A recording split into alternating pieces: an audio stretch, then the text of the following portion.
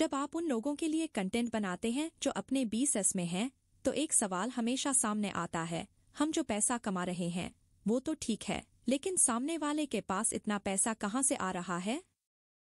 वो इतना अच्छा कैसे कमा रहे हैं? उनके पास इतना बढ़िया फोन, इतने अच्छे कपड़े, इतनी शानदार गाड़ी कैसे है?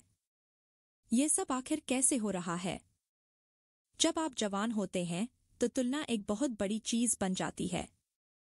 और ये इसलिए होता है क्योंकि स्कूल और कॉलेज की एक छोटी सी दुनिया में आपका अनुभव सीमित होता है। वहां हर कोई एक जैसी जिंदगी जी रहा होता है। पर जब आप बाहर की दुनिया में कदम रखते हैं तो चीजें बदल जाती हैं। आप अब अपने पुराने दोस्तों को रोज नहीं देख पाते। आप उनकी जिंदगी का हिस्सा नहीं रहते। आप बस सोशल मीडिया पर उनके चमचमाते पलों को देख पाते हैं। इंस्टाग्राम पर वे कहाँ घूम रहे हैं, कौन सी गाड़ियां चला रहे हैं, कौन से नए स्नीकर्स खरीद रहे हैं, ये सब देखकर आपके मन में सवाल उठते हैं, मेरी जिंदगी ठीक तो चल रही है, पर वो इतना अच्छा कैसे कर रहे हैं? इस तुलना का चक्र अंतहीन है। तो सवाल ये है कि पैसे की तुलना क्यों होती है? इसे सही तरीके से कैसे समझा जाए? और इससे बचा कैसे जाए? सबसे पहले समझें कि लोग पैसे को अलग अलग तरीके से दिखाते हैं। कुछ लोग 100 रुपए कमाकर उसे 200 दिखाते हैं। वहीं कुछ लोग ऐसे होते हैं जो 100 रुपए कमाने के बाद भी ऐसा जताते हैं कि उनके पास सिर्फ 50 रुपए हैं। ये सब उनकी परवरिश और अनुभव पर निर्भर करता है। पैसे से जुड़ा एक और महत्वपूर्ण पहलू है पिछला अनुभव। अगर आपको जिंदगी में कभी किसी चीज की कमी रही हो और फिर अचानक वो मिलने लगे, तो उसे संभालना मुश्किल हो जाता है। पैसे के मामले में ये और भी सच है। अगर आपने जिंदगी में कभी ज्यादा पैसे नहीं देखे और फिर अचानक पैसा आ जाए, तो आप उसे गलत तरीके से खर्च करने लगते हैं। ये स्वाभाविक है। जैसे अगर आप बहुत समय तक भूखे रहे हों और अचानक भरपेट खाना मिल जाए, तो आप जरूरत से ज्यादा खा लेते हैं और फिर बाद में खुद को अच्छा महसूस नहीं होता। ठीक वैसे ही जब अचानक आपके पास पैसा आता है, तो आप उसे फिजूल खर्ची में उड़ा देते हैं। मुझे आज भी याद है, मेरे पिछले स्टार्टअप के वक्त हमने जब पहली बार 100 करोड़ रुपए की फंडिंग ली थी, तो हमारी कंपनी में एक अलग ही माहौल बन गया था। इससे पहले हम बेहद सादगी से काम करते थे। छोटा सा ऑफिस, सीमित खर्च और सब कुछ कंट्रोल में। लेकिन जिस दिन बैंक में 100 करोड़ रुपए आए, हमने बड़े बड़े खर्च करने शुरू कर दिए। सबसे पहले मैंने एक बड़ा सा ऑफिस किराए पर लिया। फिर ब्रांडिंग, मर्चेंडाइज, मुफ्त सुविधाएं, ऐसी कई चीजों पर पैसे उड़ाए जो जरूरी नहीं थीं। और ये सब सिर्फ इसलिए हुआ क्योंकि मेरे पास पैसे आ गए थे और मैंने उन्हें संभालना नहीं सीखा था। ये सबक मैंने अपनी गलतियों से सीखा। पैसे की तुलना या दिखावे के चक्र में फंसने से बचने का एक ही तरीका है, पैसे की असली अहमियत को समझना। उसे दिखाने या छिपाने से ज्यादा जरूरी है कि आप उसका सही इस्तेमाल करें। तुलना करना बंद करें, अपनी असली जरूरतों पर ध्यान दें और पैसा वहां लगाएं जहां वो सही मायनों में आपकी जिंदगी को बेहतर बना सके। जब आप अपने 20s में होते हैं, तो एक सवाल बार बार कहीं न कहीं आपके सामने आता ही है, हम जो पैसा कमा रहे हैं वो तो ठीक है, लेकिन सामने वाले के पास इतना पैसा कहाँ से आता है? वो इतनी महंगी गाड़ियां, फोन और कपड़े कैसे अफोर्ड कर पाते हैं? यह तुलना, खासकर जब आप युवा होते हैं, आपके मन में गहराई से बैठ जाती है। और ऐसा क्यों होता है? क्योंकि स्कूल और कॉलेज तक आपकी दुनिया बहुत छोटी होती है। वहां आपके आसपास के लोग भी उसी दौर में होते हैं, पढ़ाई कर रहे होते हैं, छोटे मोटे इंटर्नशिप्स कर रहे होते हैं। लेकिन जैसे ही आप इस सुरक्षित दायरे से बाहर निकलते हैं और सोशल मीडिया की दुनिया में कदम रखते हैं, आप दूसरों की जिंदगी का एक अलग ही पहलू देखने लगते हैं। इंस्टाग्राम पर छुट्टियों की तस्वीरें, महंगी गाड़ियां, ब्रांडेड स्नीकर्स और लाइफस्टाइल के अनगिनत शोकेस आपको ये सोचने पर मजबूर कर देते हैं कि आपकी कमाई शायद उनके सामने कुछ नहीं है। आपके मन में ये ख्याल आने लगते हैं कि क्या मैं पीछे रह गया हूँ, और इसी के साथ तुलना का एक अंतहीन चक्र शुरू हो जाता है। पर असली सवाल यह है, पैसे की तुलना होती क्यों है? और इसे समझने के लिए हमें पहले यह जानना होगा कि इस तुलना के पीछे की वजह क्या है। पहली वजह, इंसान की फितरत। हर इंसान का व्यक्तित्व अलग होता है। कुछ लोग हर चीज को दिखाने में यकीन रखते हैं।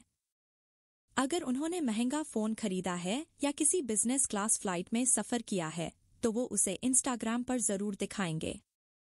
वहीं कुछ लोग इसे सही नहीं मानते। वो सोचते हैं कि दिखावा नहीं करना चाहिए। दूसरी वजह, पिछले अनुभव। यह वैज्ञानिक रूप से साबित हुआ है कि जो चीज आपको कभी नहीं मिली होती, जब अचानक वो मिलती है तो आप उसे संभाल नहीं पाते। अगर आपने जीवन में कभी ज्यादा पैसा नहीं देखा और अचानक वो मिल जाए तो आपका पहला स्वाभाविक रिएक्शन होता है ज्यादा खर्च करना, दिखावा करना। जैसे अगर आप कई घंटों तक भूखे रहें और फिर अचानक खाने को मिले तो आप जरूरत से ज्यादा खा लेते हैं। पैसा भी उसी तरह है। अगर आपने बचपन में आर्थिक तंगी देखी है और अचानक बड़ी रकम मिल जाए तो पहले उसे सही से संभालने में वक्त लगता है। मैंने इसे अपनी जिंदगी में भी महसूस किया है। जब मेरे पिछले स्टार्टअप को 100 करोड़ की फंडिंग मिली थी तो हम लोगों ने बिना सोचे समझे खर्च करना शुरू कर दिया। बड़ा ऑफिस, ब्रांडिंग, मर्चेंडाइज, सब कुछ। और बाद में एहसास हुआ कि यह सब करना जरूरी नहीं था। तीसरी वजह, आसानी से मिलने वाला कर्ज। आजकल क्रेडिट लेना बहुत आसान हो गया है। Credit card, personal loan, home loan जैसी सुविधाएं आपको भविष्य की कमाई पर दाव लगाने का मौका देती हैं। लेकिन यही कर्ज का जाल बन जाता है। कर्ज लेना आसान है, लेकिन इसे चुकाना मुश्किल। मैंने देखा है कि कर्ज लोगों को सबसे ज्यादा परेशान करता है। मेरे पास हर हफ्ते ऐसे लोग आते हैं जो कहते हैं, हमें इस कर्ज के जाल से बाहर निकालो। अब सवाल यह है कि इस तुलना से बाहर कैसे निकला जाए। इसके लिए एक छोटा सा प्रयोग करते हैं। मान लीजिए आपके सामने दो लोग हैं। पहला व्यक्ति 20 लाख की गाड़ी चलाता है, लेकिन उसने 18 लाख का लोन लिया है। दूसरा व्यक्ति 5 लाख की गाड़ी चलाता है, लेकिन उसने पूरी गाड़ी कैश में खरीदी है। पहली नजर में आपको लगेगा कि 20 लाख की गाड़ी वाला ज्यादा अमीर है। लेकिन जब आप उनके नेटवर्थ को देखें तो सच्चाई कुछ और निकलती है। पहले व्यक्ति की नेटवर्थ होगी गाड़ी की कीमत 20 lakh plus bank balance 50,000, loan 18 lakh, 2.5 lakh. दूसरे व्यक्ति की नेटवर्थ होगी गाड़ी की कीमत 5 लाख प्लस बैंक बैलेंस और इन्वेस्टमेंट 20 लाख, कोई लोन नहीं 25 लाख। इससे एक बात साफ हो जाती है, सच्ची अमीरी वो है जो दिखाई नहीं देती। गाड़ी, कपड़े या घर जैसी चीजें दिखती हैं, लेकिन आपकी बैंक बैलेंस, इन्वेस्टमेंट्स और सेविंग्स नहीं दिखती। इसलिए अगर आपको किसी से तुलना करनी है तो सही पैमाना उनका नेटवर्थ होना चाहिए। और सबसे जरूरी बात, अपनी तुलना सिर्फ खुद से करें। आपकी असली अमीरी वो है जो आपने अपने लिए और अपने परिवार के लिए सुरक्षित रखी है। दिखावा आपको सिर्फ भ्रम में डालता है। याद रखें, अमीरी का मतलब यह नहीं कि आपके पास क्या है। अमीरी का मतलब यह है कि आप अपने जीवन में कितने संतुष्ट और खुश हैं। दोस्तों, मान लीजिए एक व्यक्ति के पास 5 लाख की गाड़ी है और 20 लाख के बैंक बैलेंस और निवेश हैं।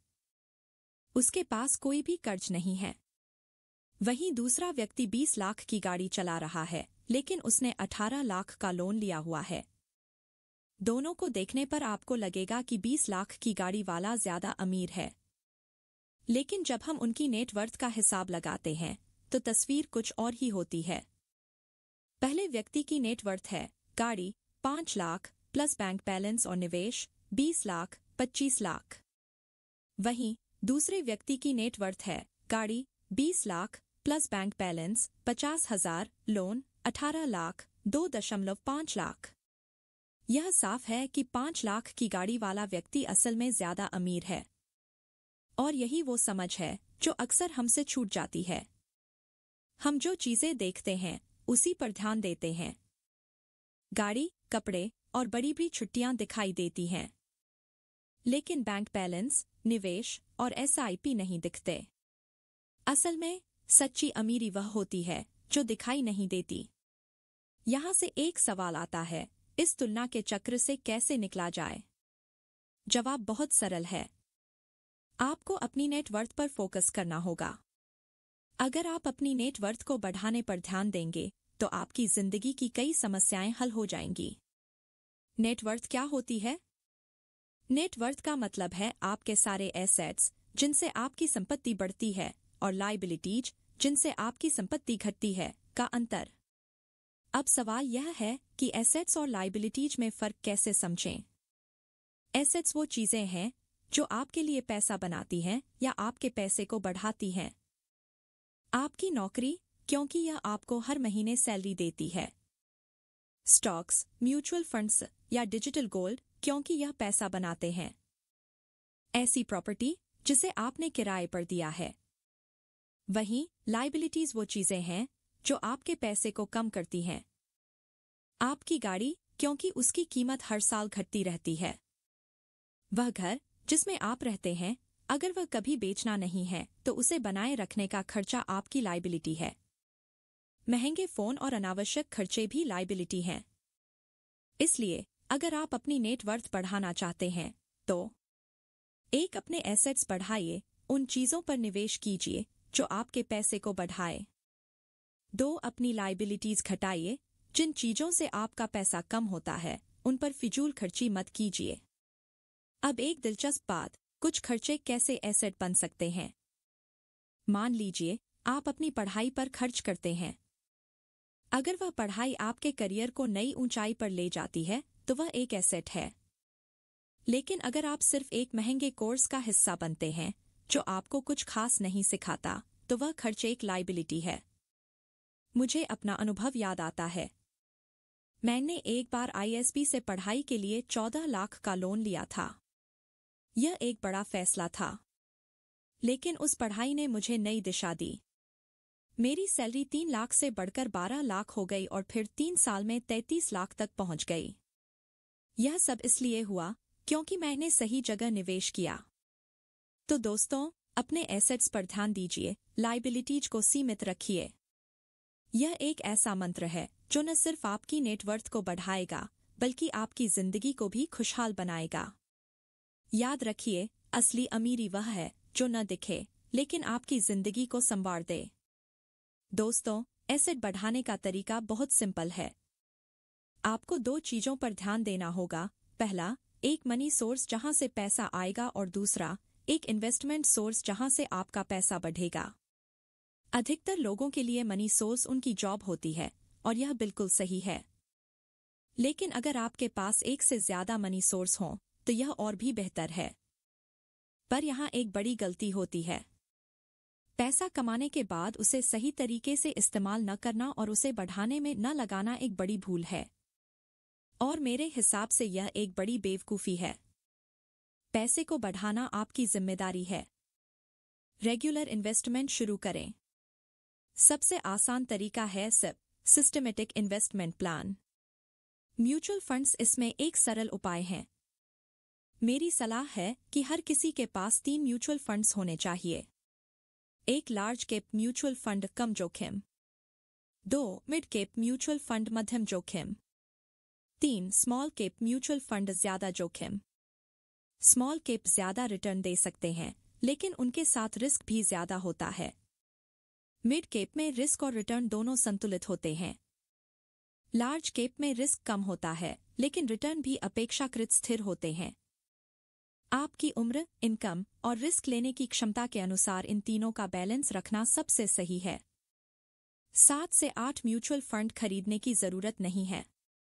इससे रिटर्न ज्यादा नहीं बढ़ता क्योंकि वो सभी लगभग एक जैसे ही स्टॉक्स में निवेश करते हैं। एक चीज हमेशा याद रखें, सिर्फ एसेट्स में निवेश का एक हिस्सा रखें। यह आपका provident fund, public provident fund, PPF, national pension scheme, NPS या ELSS हो सकता है। मार्केट लिंक्ड निवेश जरूरी नहीं है। आप डेब्ट और इक्विटी म्यूचुअल फंड्स का कॉम्बिनेशन बना सकते हैं। इसके अलावा digital gold, REITs, real estate investment trust और अन्य साधन भी शामिल करें। आपका उद्देश्य केवल इतना होना चाहिए कि आपका रिटर्न इन्फ्लेशन यानी महंगाई की दर से ज्यादा हो। अगर महंगाई की दर 6% है तो टैक्स के बाद आपका रिटर्न कम से कम 10% होना चाहिए। यह इसलिए भी जरूरी है क्योंकि हमारी जीवन शैली की महंगाई, लाइफस्टाइल इन्फ्लेशन, असल में 8 से 10% के करीब होती है। लोन लेने का सही तरीका। कभी भी पर्सनल लोन मत लीजिए। क्रेडिट कार्ड के लोन से हमेशा बचिए। और किसी ऐसी चीज के लिए लोन मत लीजिए जिसकी वैल्यू समय के साथ घटती है, जैसे कि फोन, जूते या गैजेट्स। लोन सिर्फ उन चीजों के लिए लें जिनकी वैल्यू बढ़ती है, जैसे एजुकेशन या घर। पैसे की तुलना खुद को मत कोसिए। सबसे खतरनाक चीज है दूसरों से अपनी तुलना करना। यह आपको एक ऐसे जाल में फंसा देती है जहां आपको लगता है कि आप कुछ सही नहीं कर रहे। आपको लगता है कि बाकी लोग कुछ ऐसा जानते हैं जो आप नहीं जानते और इसलिए वे आपसे ज्यादा कमा रहे हैं। यहां तक कि आपके बचपन के सारे ट्रॉमा सामने आने लगते हैं। वो बातें जो शायद आपके माता पिता ने गुस्से में कह दी हों, तुमसे कुछ नहीं होगा। लेकिन दोस्त, ये सच नहीं है। आप कुछ भी कर सकते हैं। अपनी नेटवर्थ पर ध्यान दें। अपनी कमाई का सही इस्तेमाल करें। अपनी संपत्ति को बढ़ाएं और फिजूल खर्ची से बचें। याद रखें, अमीरी सिर्फ दिखावा नहीं है। असली अमीरी वह है जो आपको भविष्य के लिए सुरक्षित और स्वतंत्र बनाती है। इसलिए समझदारी से निवेश करें और सही दिशा में आगे बढ़ें।